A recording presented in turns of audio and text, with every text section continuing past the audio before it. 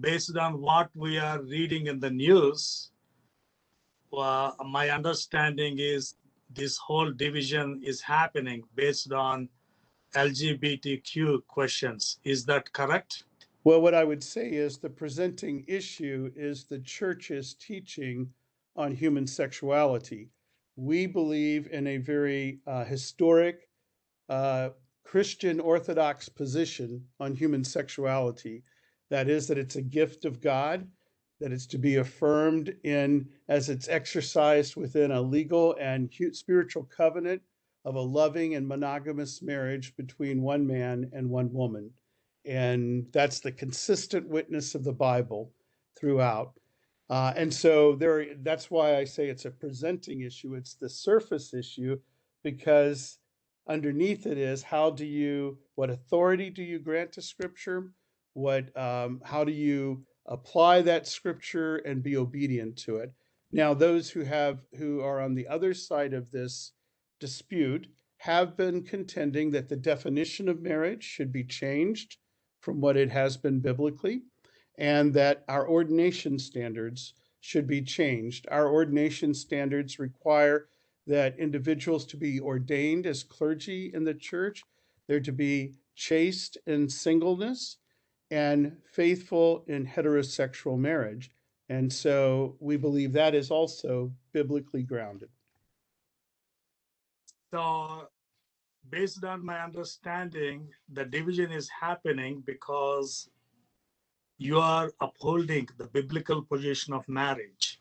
Correct. That is in part the reason it's happening.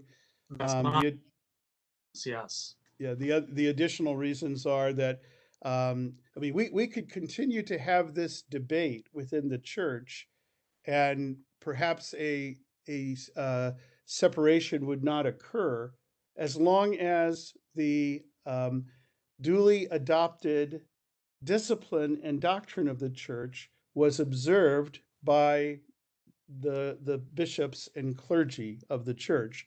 But what is happening here is not only is there this disagreement that is more than just the presenting issue. I mean, this affects our understanding of the doctrine of creation, our understanding of anthropology, our understanding of the doctrine of sin, our understanding of the doctrine of salvation.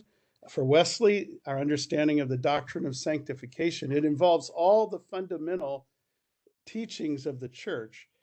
But we could have these debates, but we cannot have a situation where the order and discipline of the church is ignored and chaos results in the church. There is a lot of backlash. For example, recently we have seen Max Lucado was invited to the National Cathedral in Washington, D.C. And as he was going to preach, there was harsh criticism right from the bishops of the cathedral against his position on biblical marriage. And Mr. Lucado immediately gave an apology letter and apologized for his past position. So would you write similar apology letters if there is a backlash? No. We believe that when you're called to follow Christ, doesn't mean you're necessarily going to be popular with the culture in which you live. And in fact, various cultures around the world have different secular understandings in this area. And in fact, the great overwhelming majority of the Christian church globally continues to adhere to what are the historic teachings, the Orthodox teachings of the church in this area. So when you're called to follow Christ, you're called to be obedient to him and to look to him for your identity. You're not called to look to the culture in which you live.